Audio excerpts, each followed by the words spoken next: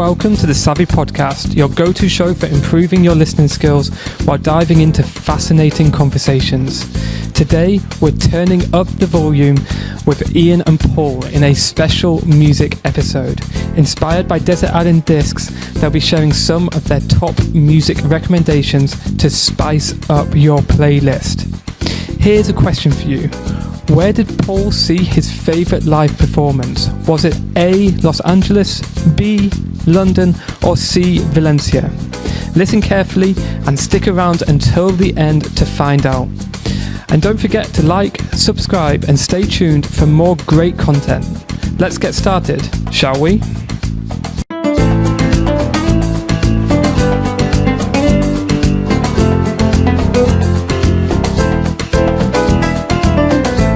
Good morning, boys. How are you? Hey, how's it going? Great. How are you? Good. Monday morning. How are you feeling this morning? Amazing. Amazing. Paul, yourself? Not bad at all. Not bad. Not bad. That's a good way to say okay, isn't it? Not bad. Yeah. For me, I'm a little bit hungover this morning, or I have a hangover, which is in Spanish. Resaca. Yeah. Yes. And you can use it as an adjective. I am hungover, or as a noun, as I have a hangover. Anyway, enough about me. Today we have Ian and Paul to talk about music. Are you in a band? What's your link to music? Yeah, I've been playing music since I was probably 9 or 10. And now here in Valencia, I'm in 6, 7 groups, I'd say. Jesus. Like Busy. steady groups, and then a whole assortment of random groups and wedding bands and things like that. So it's a job. Okay, and what type of music do you usually play, or what do you specialize in? At the moment, I've got a cumbia group, a klezmer group, which is like Jewish folk music. Oh wow! A funk group, indie rock group. Afrobeat group, so it just goes all over the place, really. Wow, an eclectic mix. For sure, very eclectic. Yeah. How many times are you training practicing a week then? With all these different groups? Rehearsals usually at least 2 or 3, but sometimes more. Okay. And then I'm learning songs constantly, or getting up to date on repertoire. Like this weekend, I've got 2 weddings, so I've got to learn all those songs. Yeah. Sometime. Yeah. And what do you play? What instrument? I play the bass. Okay, always the bass. No, you don't dabble. I dabble in guitar. And what is dabble? Yeah. Ian, can you describe Dabble? Thanks, Sam. It's where you do something like a little bit, occasionally. Yeah, occasionally. Yeah, You do it for fun, but you're not really seriously into it. Yeah, seriously. I dabble in podcasting. Yeah, exactly. Okay, and Ian, what's your story? Well, it's not like Paul's. I'm not in a band at the moment. I used to be in a band when I was like 15. I started in a band in my village where I grew up. We were playing gigs for about 2 or 3 years, and then we all split up when we went to uni. Okay, to split up is? Separate. To separate, yeah, exactly. And Paul, you had a question for Ian. What was the name of the band? It was, we had different names. Okay. One of them was Trippy Yokel Sherbet, which is ridiculous. Trippy Yokel Sherbet. Yeah. Can't believe you didn't make it with that name. Yeah. Good. And Paul, did you have any influences as you were growing up? Did you grow up in a musical household? Not really, no. I think maybe my main influence was my mom, but she wasn't like a musician or anything. She just liked to play records. Okay. So she would put on records, and I remember sitting next to the speaker. Oh, really? And she'd put on her, Simon and Garfunkel, and what else? Michael Jackson, Thriller, Stevie Wonder. And I would just sit next to the speaker and think, what is this? Like before going to school, I remember that. So maybe that was my influence. Yeah, and when did you first pick up a guitar and start to learn to play? Maybe 9, 10 or so. And it was my mom's guitar. She just happened to have one, but she didn't really play. Like she knew a couple chords and said, "Here, try this." Nice. And it's quite a young age, yeah? I just got into it, but I'm still horrible at guitar. So I went to the bass. It's a lot easier. Yeah. And Ian, yourself, is a similar story? Yeah. So my parents aren't musicians, but they always have the music on. So my mum, especially when she's at home, she doesn't have a job, so she kind of like stay at home basically, and all day the radio on, like 8 hours a day. It's ridiculous. Yeah. Like full blast. Okay. So I constantly had music pumped into my brain. Yeah. And then when did you start playing? So 15 more or less. Okay. Yeah. Okay. Yeah. Were you a quick learner? I practiced a lot, so yeah, I picked it up quite quickly. Yeah. And probably within 9 months, we were kind of doing gigs and stuff like that. And what did you play? Sorry, you were Electric guitar. electric guitar. You were the main man. You were the Well, the singer was the main man. I was the second. Did you sing as well? Nah. No. Nah. I've heard you sing. Really? Yeah. When? Back in the day in the Wimp basement, I think. Yeah. Yeah. And how was it? Was it? She's got a nice voice. Yeah. Ian, give us a song, could you? Absolutely not. Paul will give you the backing. Good. And Paul, do you ever get nervous before performing? Is it something that gives you butterflies? Yeah, I get butterflies quite often. Is that a translation in Spanish to get butterflies? I don't know, mariposas.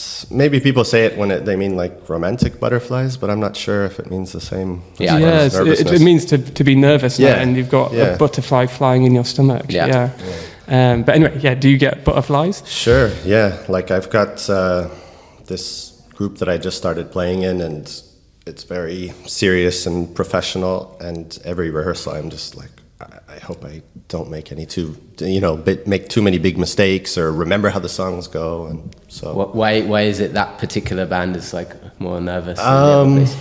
Just because the guy they're his songs, and he wants everything note for note exactly as it is Runs on the a tight album. ship, does he? So yeah. Cool, Ian runs a tight ship. Yeah, Jesus, I didn't even realize. Good one. I'm setting myself up here.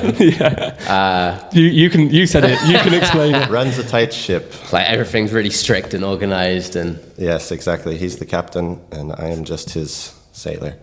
Oh, I don't know what I was great going to analogy. say. Porn. And Ian, when you were performing back in the day, was it a nerve-wracking experience for yourself? Or? Yeah. I remember the first gig. I was really nervous, and then it got easier. But I think a bit of alcohol helped. Okay, it helped. Paul, is alcohol a good lubricant for yourself? To a certain point. Yeah, not too much. Not too much, yeah. Then you just make mistakes all the time. Exactly. A bit like if you're speaking a second language and you have one beer, it can improve your second language as you relax. Warm up to everything. And but then if you have one too many, it ruins it. Yeah.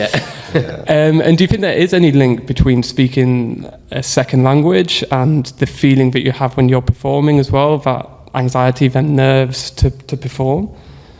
I'd say the nervousness part, I guess, and putting yourself out there. I think really putting yourself in front of people, and especially if you're around native speakers, and you're worried about making mistakes, and there's a certain element of pressure, I think.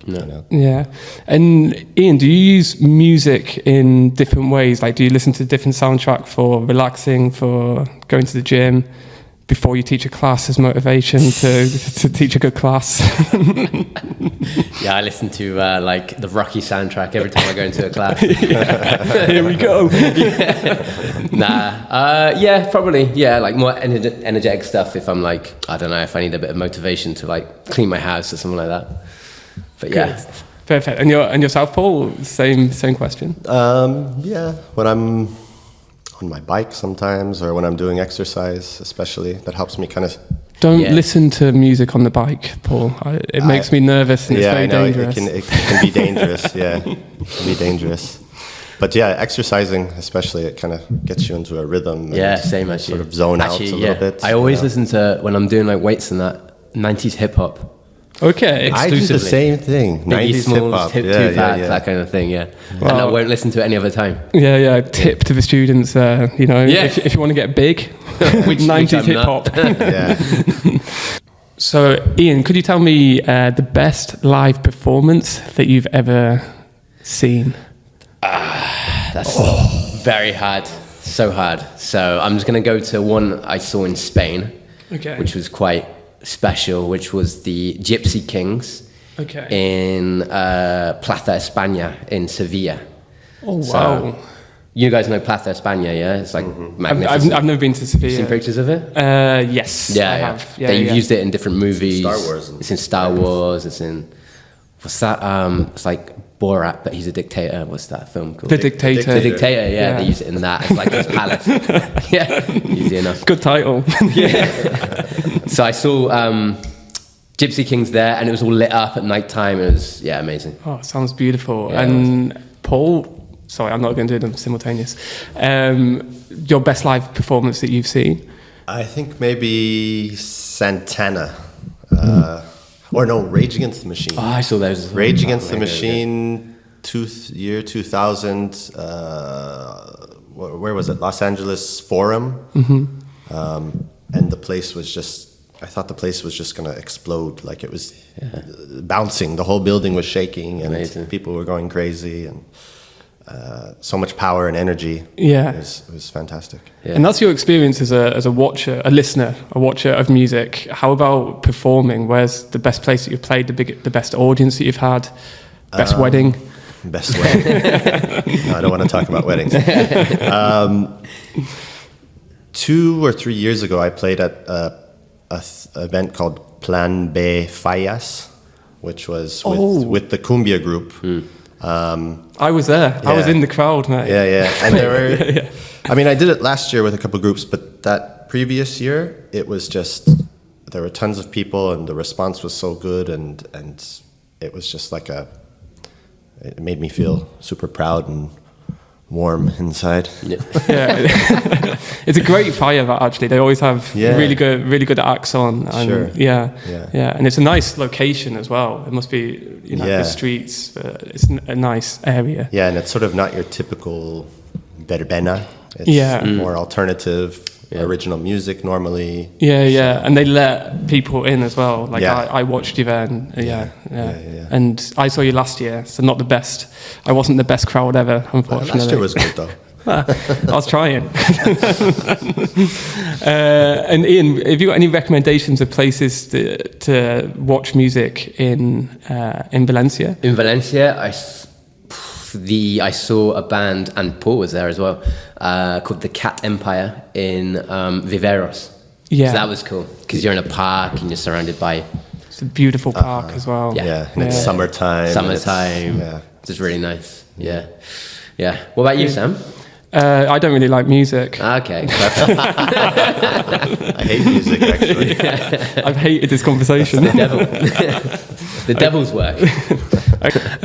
Good, perfect. Well, that brings us to the end of part 1 of the podcast. We'll take a little break now, and when we come back, we're going to do something a little bit different. Ooh.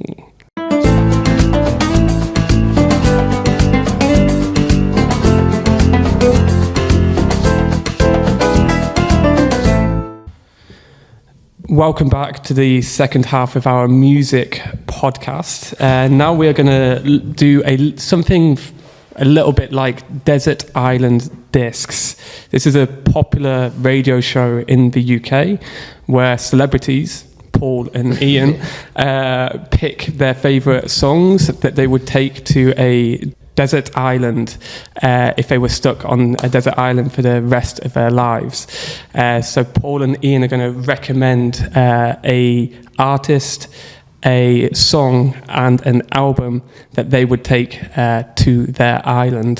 So first of all, Paul, what was your song of choice? The song that kept on coming to my mind was a song called A Song for You. And I think it's originally written by Leon Russell, but the version that I like is by Donny Hathaway. Okay. And Donny Hathaway was like this, kind of like a depressed Stevie Wonder. Yeah. Same era, same time, but he does such a beautiful version of it. Highly recommend. A Song for You, Donny Hathaway. And what genre would it fall into? Fall into is to go into, is to Any translation? To be in a category. Help me. To be in a category, maybe to fall into a category. To fall into a category, yeah. I enjoyed watching you sweat. Then. Yeah. Fall into. Edit that. So yeah, what genre does that fall into? I would say it falls into the soul category. Yeah. Oh, beautiful. Yeah, soul R&B type. Yeah. Okay. Uplifting, would you say, or? It's just beautiful. Yeah. Uplifting. It's just a beautiful love song. Okay, I'll have a listen after we finish. Yeah. And Ian, your song?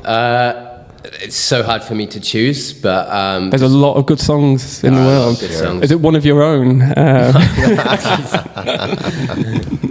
One of Paul's. No. Cita previa. I was listening to Chris Stapleton, White Horse, a repeat quite a lot on Saturday. So I'll choose that one. So it's Chris Stapleton is like, I don't know if you guys know him. I don't know. Country singer? Country, but like rock as well. Country rock. Okay. And he's getting very popular at the moment. Well, he's quite popular in the States. Not so much here, but I love him. Do you listen to a lot of country music? Not really, no. Interesting fact, if you want an interesting fact, country music has the most individual lyrics in a song. They repeat the least amount of the same word in one song because it's like a story that they're telling. So a lot of music, you'll hear the chorus repeated over and over again and they repeat the same vocabulary. But in country music, they have individual vocabulary throughout the song. There you go. Wow. There's a fun fact for you. That's a very fun fact. Yeah, take that. You can use it. Thank you. Don't check it. Don't go counting the individual vocabulary. Paul, Ian, we'll go back. Go ahead, Ian. Yeah, go back to you. Next, we're going to do an artist. An artist, yeah. Again, I don't know which one to choose, so I'm just going nostalgic. First artist that really got me into music was Nirvana. My brother used to listen to them and got me into them, and that's the first album I bought as well. So I'll say Nirvana. Everyone knows who they are. Yeah, you little rocker. Okay. Yeah. Rebel.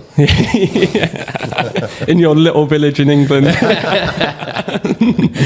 Break away from the system there. And yourself, Paul, your artist of choice? I would say somebody that I've been listening to recently a lot of is a group called Idols. And I think they're from Bristol. Yeah. Okay, It's not really punk, but it's kind of like hard rock or I don't know. I don't know how you classify it. Yeah, it's sort of indie. Kind of indie punk. Yeah. But like they're a bit older, aren't they? Yeah, and they're like middle-aged maybe. Well, I don't know how old they are. They looked it. I saw them for the first time yesterday when I googled them. Oh really? Yeah. And I was like, indie punk. Yeah, but just like bit of energy. Super high energy, and I've never seen them live, but I'd love to see them live. Idols. Okay, and they're still producing music now? Yeah, they're current. They're current. Okay. Last couple of years they came out and. Okay. I saw them on one of those Tiny Desk concerts. They're amazing. And I thought, wow, these guys they've got something. So yeah, that's a good recommendation to students. Know the Tiny Desk on YouTube. Yeah. Okay, and last but not least, last but not least, Port Ultimo. That's it. Right. Port Ultimo. Your Spanish is coming along nicely, isn't it? I know. Wow. Fluent. Yeah. So we'll go back to Paul and your album. My album is Paul Simon, Graceland. And I think it came out in the 80s, like 86 or 87. But my mom used to play this constantly. Yeah. And I think it's the first time I listened to the bass, or I noticed the bass, and the bass lines on that album are just amazing. He uses like this African group for some of the songs, and it's fantastic. It's just this musical journey, and so that inspired you to start playing the bass. Or? I think maybe subconsciously, yeah. But I still go back to the album, and I can listen to it from back to front and sing all the songs, and I love it. Okay, very good, great answer. And Ian? Without a doubt, AC/DC. I don't know how you pronounce it. Is it Powerage? Powerage? Something like that. We won't check it, so whatever you want it to be. Okay. Yeah, Powerage is just, every song on it is just AC/DC, you know? Yeah. They all sound similar and they're all great. Yeah, very powerful. Just a lot of energy, rock. Yeah. Great for driving. Yeah. Unapologetically rocking, right? Yeah. It's just... Yeah, great. Good, perfect. Well, that comes to the end of our recommendations. Actually, choose one of them, your artist, your album, or the song that you would take for the rest of your life onto the desert island. AC/DC, Powerage. Yeah. AC/DC's going. Okay, I will accept that. Okay, perfect. And you, Paul? I'm gonna bring Donny Hathaway with me. Okay, Yeah, nice. Yeah. Well, perfect. Thank you very much, boys, for coming on. It's been great chatting to you. You're welcome. Thank you. And I look forward to seeing you both again on the podcast another time. Look forward to coming Anytime. back. Okay, perfect. Thank you very much.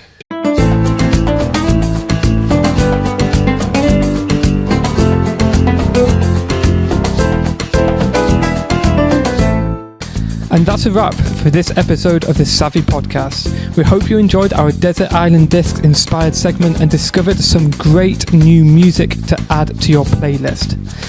As for the question, Paul's favourite live performance, the answer is in Los Angeles, A.